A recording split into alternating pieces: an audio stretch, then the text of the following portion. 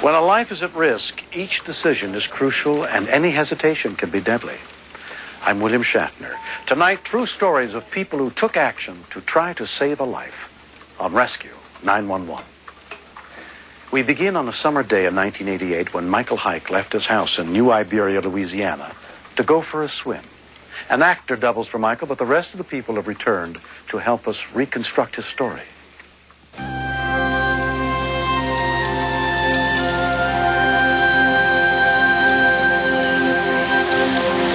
Eugenie Hike had given her 9-year-old son, Michael, permission to join his friends at the local pool.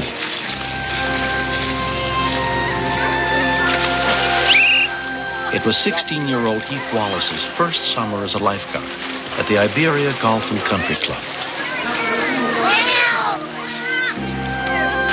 I was the only lifeguard on duty.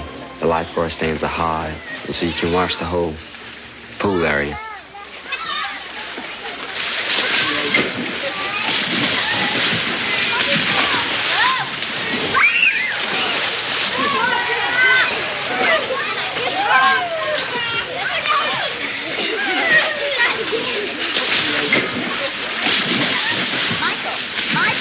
I decided I had to go run some errands. On the way, I stopped at the country club. Do you want to come with me? No, ma'am.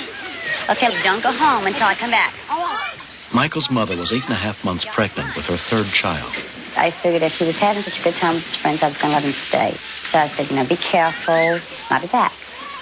But Michael's friends soon had to go home. Time to go. Got to be there in 5 minutes. Let's go. Bye, Mike.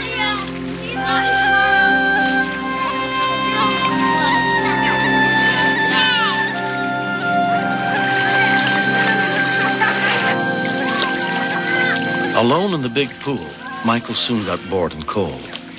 But the 18-inch deep baby pool was always much warmer. It was about 4:30 in the afternoon. While watching the baby pool, I noticed a 9 or 10-year-old person in the baby pool. I decided I wanted a Coke, so I walked from the lifeguard stand to the snack bar outside.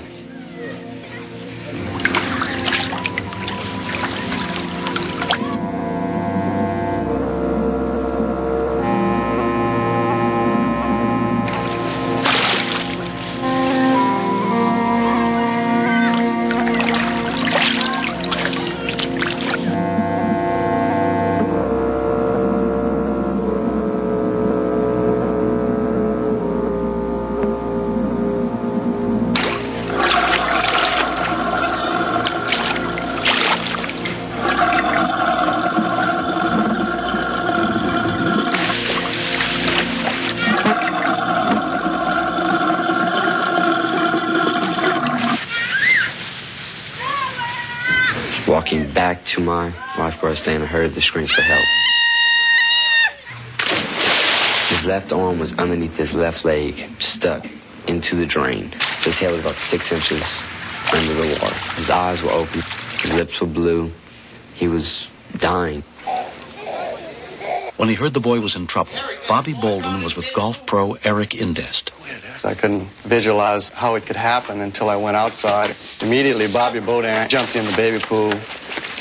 The lifeguard was trying to give Michael mouth-to-mouth resuscitation. He was very heavy, very taut, and we were all very scared.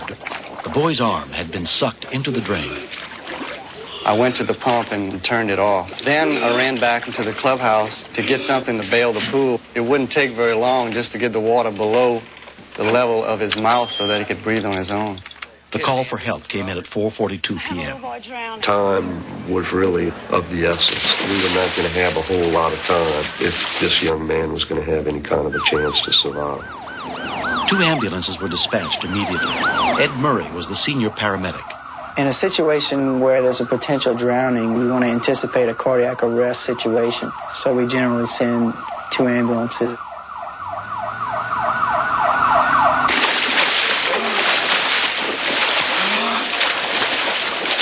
Me having my arms around his chest could tell immediately that he was not getting an expansion in Michael's chest. At that point, I told him his air passage is blocked. I remembered that from Boy Scouting.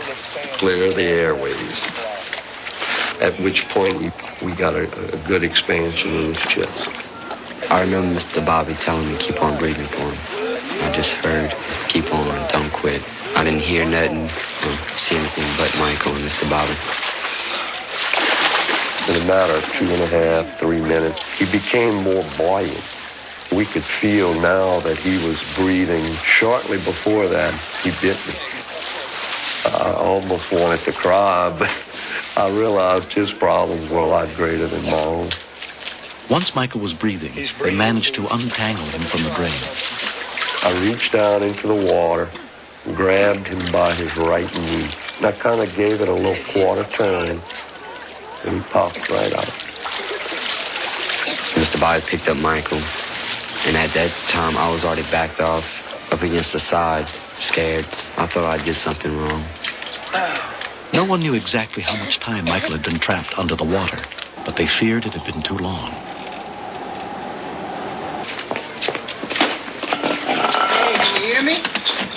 The boy was unresponsive to any sort of stimuli. He did have some fluid inside his lungs. I was very concerned because it can cause a very serious complication called aspirative pneumonia. Also, because he had a loss of consciousness due to lack of oxygen, my concerns at that time were certainly about brain damage.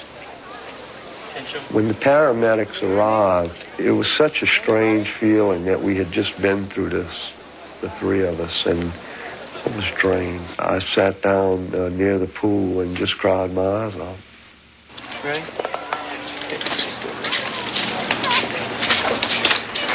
I didn't stay at my lifeguard stand, and I didn't watch him close enough. I should have prevented the accident before it happened.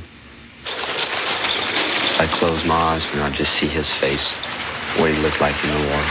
The eyes, the blue lips, cold look. Couldn't get that out of my head. On the way before I got back to the country club, there was an ambulance. So I pulled over for the ambulance and I said, gosh, I hope whoever's in there is okay. Not knowing that my son was in there. When I heard that he almost drowned, I was really, really scared. I mean, that was my brother and he could die.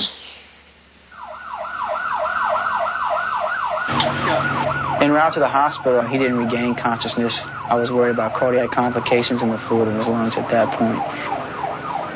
Can you hear me? Michael, look, you've been in an accident. We're taking you to the hospital. Michael, can you hear me? I couldn't believe it because I had just seen him. I had guilt feelings. I was so sorry. And Michael was just like such a perfect child. I became really frantic, and I said, we've got to find Morris. We've got to find Morris. Immediately felt like, the worst. I thought my kid was dead. I was just in denial, telling myself he was going to be fine. I was asking the nurses, why are you doing all this? And they said, because we have to see how much fluid is in his lungs. And depending on that is whether or not his brain's going to start swelling, which means he'd have brain damage. Everybody got a chance to go see him.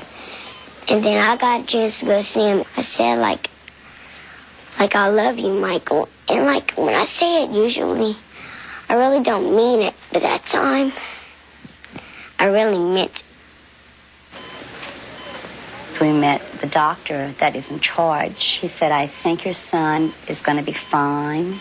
The lifeguard that gave your son artificial respiration, mouth to mouth, saved his life. And you need to really thank him for it.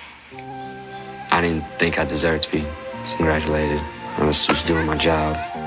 The young lifeguard has become friends with Michael and his family. The cutest thing that came out of this for me was, at that time, I had become a candidate for mayor. I got a phone call from Michael. And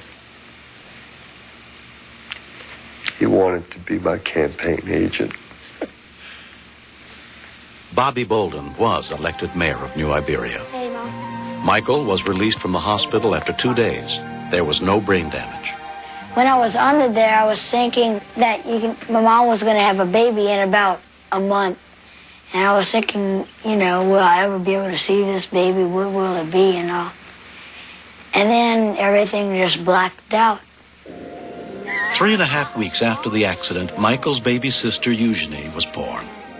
Every once in a while, anytime, any place, I'll be driving along and it'll hit me that I could be driving along right now and not have my son anymore, and I'll get a little melancholy, but it's almost a feeling of gratitude that you can't put into words. I've thanked them, but I could never thank them enough. Could never thank them enough. Next. I knew what they were going through. When you can't get air and you see all this clear air out there, it's the one way to get it, and that's to jump.